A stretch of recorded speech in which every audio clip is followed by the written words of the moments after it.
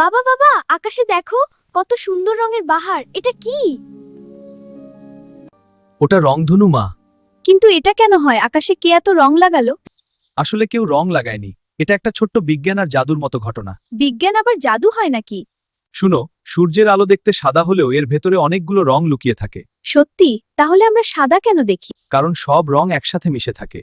কিন্তু যখন বৃষ্টির পর আকাশে ছোট ছোট পানির ফোঁটা থাকে, তখন সেই ফোঁটাগুলো ছোট প্রিজমের মতো কাজ করে। প্রিজম মানে? হ্যাঁ, ওরা এমন একটি জিনিস যেটা আলোকে ভেঙে অনেক রঙে ভাগ করে। যখন সূর্যের আলো পানির ফোঁটার মধ্যে ঢোকে তখন তিনটা ঘটনা ঘটে। আলো বেঁকে যায়, যা রিফ্র্যাকশন। আলো ফোঁটার ভেতরে প্রতিফলিত হয়, যা রিফ্লেকশন।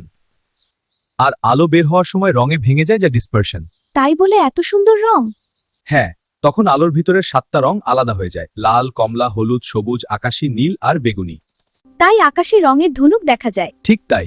আর একটা মজার কথা বলি, রংধনু দেখতে হলে সূর্যটা তোমার পেছনে থাকতে হয় আর সামনে বৃষ্টি থাকতে হয়। তাহলে তো রংধনু দেখারও নিয়ম আছে। হ্যাঁ মা, প্রকৃতির সব সৌন্দর্যের পেছনেই একটু করে বিজ্ঞান লুকিয়ে থাকে। সত্যি বাবা? হ্যাঁ। বাবা, বিজ্ঞান যদি এমন সুন্দর জিনিস দেখায় তাহলে আমি বড় হয়ে বিজ্ঞানী হব। তো বন্ধুরা, আজকের ভিডিও ভালো লাগলে লাইক কমেন্ট করো আর বন্ধুদের সাথে ভিডিওটি শেয়ার করো। আল্লাহ হাফেজ।